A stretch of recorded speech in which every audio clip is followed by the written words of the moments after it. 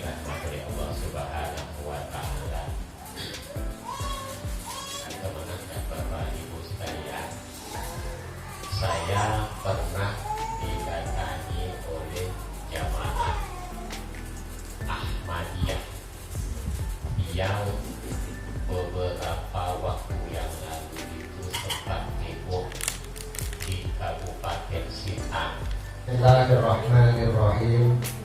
Alhamdulillahilladzi an'ama 'alaina bi ni'matil iman wal islam. Wassalatu wassalamu ala habibina wa syafi'ina wa qurrati a'yunina sayyidina wa maulana Muhammadin wa ala alihi wa sahbihi ajma'in. Qala Allah ta'ala fi kitabil karim. Bismillahirrahmanirrahim. Wa aqimus sholata wa atuz zakata wa ka'u ma'ar rafi'in. Al-ayah ma ba'd. Yang terhormat Bapak Kepala Kantor Kementerian Agama Kabupaten Melawi, yang kami hormati Bapak Kasih Humas Islam Kabupaten Melawi, Bapak Haji Josi Asiska, dan kami hormati Bapak Haji Yamin, Ketua Perhimpunan Mu'alaf Kabupaten Melawi, yang kami hormati juga Bapak Kiso, Wakil Pimpinan Basnas, Ketua Basnas Kabupaten Melawi, bapak-bapak, ibu-ibu yang dirahmati oleh Allah Subhanahu wa taala, yang hormati, mari senantiasa jaga dirinya, jaga dosa-dosanya, lewat kisah kita senantiasa bersyukur kehadirat Allah Subhanahu wa taala dengan ucapan alhamdulillahirabbil alamin, berterima taufik, hidayah serta hidayahnya kepada kita semuanya, sehingga di pagi menjelang siang ini kita bisa berkumpul bertemu muajarah di Sekretariat Basnas Kabupaten Melawi. Shalawat dan salam semoga senantiasa tercurah dan terlimpah dari Raja besar Muhammad Sallallahu Alaihi Wasallam, karena dia yang telah memberikan bimbingan, tuntunan, pesan-pesan kepada kita semuanya. Hadirin hadirat yang dirahmati oleh Allah Subhanahu Wa Taala, kita untuk menutup acara ini kita tausiah sebentar. Kita belum mulai masuk ke materi yang akan kita sampaikan tentang masalah bimbingan mu'alaf, karena kita rencanakan ini acara bimbingan ini nanti bisa setiap sebulan sekali kita adakan di sini. Mungkin nanti saya yakin semua bisa sholat, wudhu, baca Quran, cuma mau kita cek gitu lah. Nanti kalau misalkan ada yang tidak benar, kita benarkan gitu. Itu namanya belajar. Orang itu untuk sholat, belajar sholat itu jangan berhenti belajar sholat. Seumur hidup tetap belajar sholat terus. Mungkin kurang khusyuknya, mungkin kurang bagus bacaannya. Nah, nanti kita bersama-sama membetulkan bacaan sholat kita. Mungkin yang belum benar, niat wudhu kita yang belum benar, tata cara wudhu yang belum benar, nanti kita belajar bersama-sama.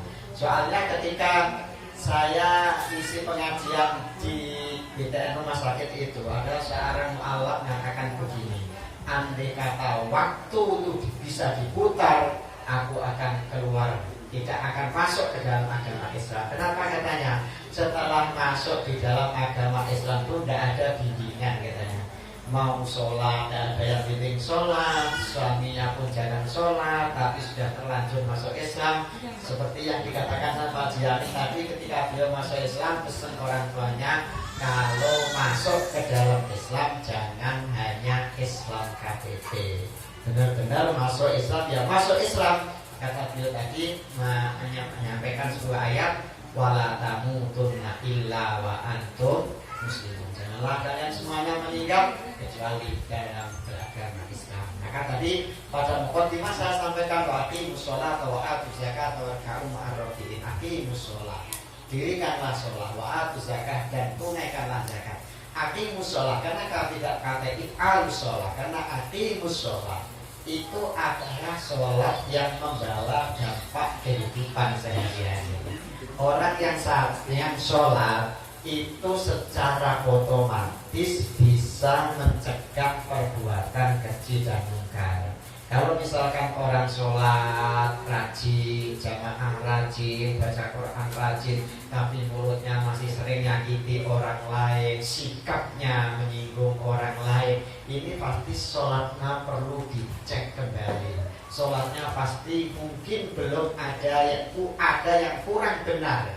Karena kata Al-Quran, inna sholata tanha anil fahsya'i wal munkar. Sesungguhnya sholat itu bisa mencegah perbuatan keji dan munkar. Nah, cuman untuk menjadikan sholat kita itu khusyuk memang sangat susah sekali, Pak.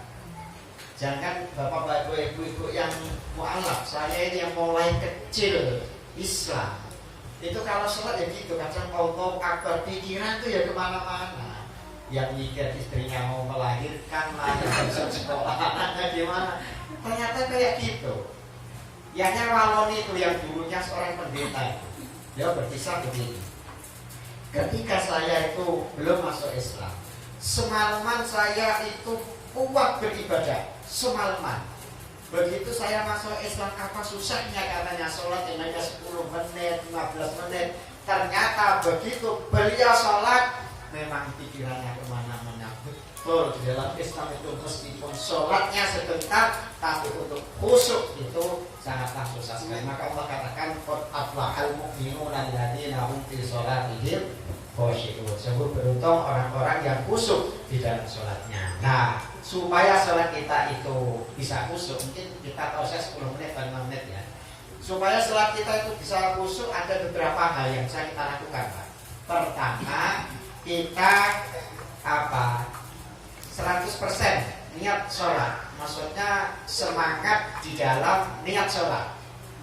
Jadi hilangkan perkara-perkara yang nanti mengganggu kekhusyukan kita, konsentrasi kita.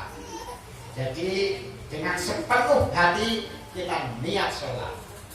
Ada Pak Haji itu, namanya Pak Haji, tanya pada saya, tanya begini, Pak Ustaz, saya ini pada dapat ilham, ya memang kenapa Pak Haji? Saya ini setiap sholat, apapun yang di luar sholat saya itu tidak ingat, di dalam sholat itu saya ingat, Ustaz. Apakah saya dapat ilham? Bukan Pak Haji, sampai katanya kontak itu dicari ada di mana, tidak ketemu. Ketika masuk sholat ingat, waduh ternyata memang kontak saya itu ada di saku celana yang berwarna merah. Oh, itu sholat Bapak itu diganggu oleh setan supaya tidak konsentrasi. Jangan pula misalkan sholat lalu sambil goreng ikan gitu ya, mau sholat goreng ikan ditinggal, nanti pasti dia itu wah nanti gosong pada ikannya ini gosong pada. Satu, konsentrasi ya, konsentrasi penuh di dalam sholat. Kemudian yang kedua, tumakninah. Jangan cepat-cepat kalau orang sholat, Allah Akbar, Allah, pelan-pelan ini hal. Kalau kita itu membaca takbir, membaca tasbihnya Subhana rabbiyal adzim wa bihamdi 5 kali. Cuma memang bedanya orang Kalimantan dengan orang Jawa itu, kalau orang Kalimantan itu sholatnya lama-lama. Saya kesini itu sudah baca tasbih itu Subhana rabbiyal adzim 3 kali. Itu orang sini masih mengatakan, Pak Ustadz kalau imami jangan terlalu cepat gitu. Lalu saya bikinlah 5 Subhana rabbiyal adzim itu pas.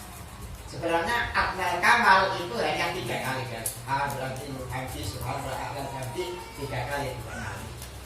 Ada kan ibu lihat orang sholat itu di dalam televisi itu sholat tarawih yang 23 rakaat 7 menit itu selesai. Gimana caranya? Aku pun enggak habis pikir gitu ya.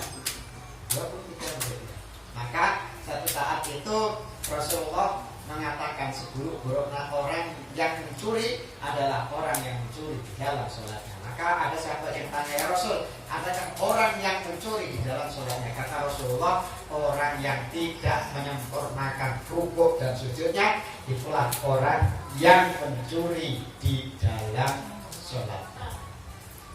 Lalu ingat mati ketika sholat. Ketika sholat seakan-akan ini adalah sholat yang terakhir. Jangan dibalik-balik. Ketika sholat ingat kerja, ketika kerja ingat mati.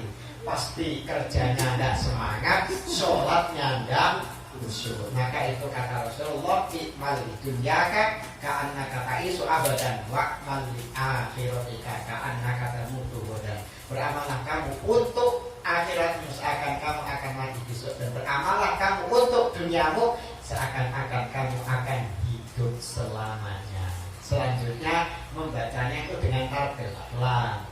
Alhamdulillahi Rabbil Alamin Ar-Rahmanir Rahim. Setelah tartil itu ditadabur, diangen-angen. maknanya, makanya susah. Sholat itu tadi saya katakan jangan berhenti belajar sholat sepanjang hidup. Soalnya mulut kita mengatakan alhamdulillahirabbil alamin, di dalam hati kita mengatakan segala puji bagi Allah Tuhan semesta alam. Jadi dibaca dengan tartil lalu ditadabburi artinya dari ayat-ayat tersebut. Kemudian orang sholat itu melihat tempat sujud.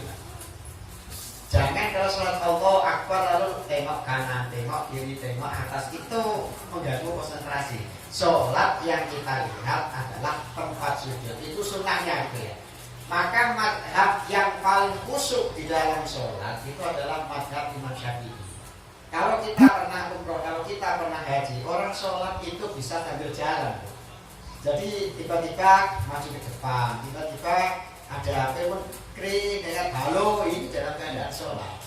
Tapi kalau madhab Imam Syafi'i, kita berbicara, berkomunikasi di dalam sholat itu tidak sah sholatnya. Memang awalnya boleh sebelum ayat hafizu ala sholati wa sholati wusta wa qumu lillahi qanidin. Sebelum ayat itu diturunkan, orang sholat itu bisa ngobrol. Misalkan kita mau kemana gitu di dalam sholat, aku mau ke Pino. Asalnya begitu. Setelah ayat itu diturunkan, maka tidak boleh orang itu ngobrol di dalam sholat. Sholat harus konsentrasi penuh sehingga di situ khusyuk menuju Allah Subhanahu wa Ta'ala. Lalu yakinlah ketika kita sholat itu doa kita dikabulkan. Secara bahasa sholat Fatiha. Maka kita harus yakin bahwa permohonan kita itu dikabulkan oleh Allah Subhanahu wa Ta'ala ketika sholat. Maka sehabis sholat jangan langsung pergi, pikir dulu, langsung berdoa. Jangan Allahumma lantas jalan, tapi baca dulu Allahumma antas salam. Nah, setelah itu baru nanti berdoa. Mungkin untuk itu tausiah kita, nanti pertemuan yang akan datang baru kita akan masuk ke pada materi itu. Nah, itu saja yang dapat saya sampaikan. Kurang lebihnya mohon maaf yang sebesarnya. Wallahu muwaffiq ila aqwamit thoriq. Assalamualaikum warahmatullahi wabarakatuh. A'udzubillahi minasyaitonir rajim. Bismillahirrahmanirrahim. Alhamdulillahirabbil alamin wassalatu wassalamu ala asyrofil mursalin sayyidina Muhammadin wa ala alihi wa sahbihi ajmain. Allahumma rabbana zalamna anfusana wa illam taghfir lana wa tarhamna lanakunanna minal khasirin. Allahumma ighfir lana dzunubana wa liwalidina warhamhuma kama rabbawna shighara wa li jami'il muslimina wal muslimat wal mu'minina wal mu'minat ahya'i minhum wal amwat wa tabi' bainana bainahum bil khairat wa bil fir warham wa anta khairur rahimin. La haula wa la quwwata illa billahil aliyyil azim. Allahumma rabbana hab lana min azwajina wa dzurriyyatina qurrata a'yunin waj'alna lil muttaqina imama. Allahumma arinal haqqa haqqan warzuqna ittiba'ah wa arinal batila batilan warzuqna ijtinabah. Rabbana atina fid dunya hasanah wa fil akhirati hasanah wa qina adzabannar. Wa sallallahu ala khairil khalqi sayyidina Muhammadin wa ala alihi wa sahbihi wasallam. Subhana rabbika rabbil izzati amma yasifun wa salamun alal mursalin walhamdulillahi rabbil alamin.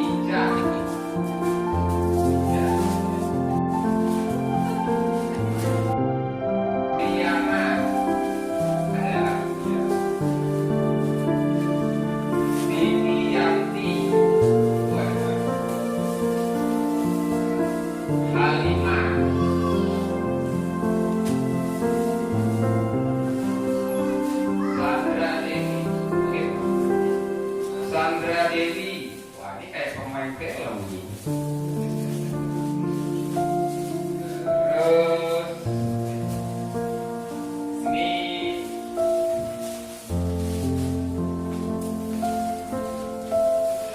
ini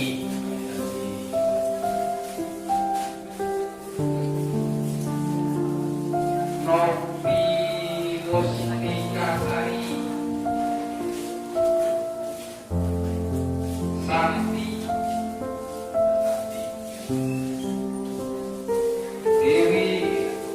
Dewi Santi, Santi,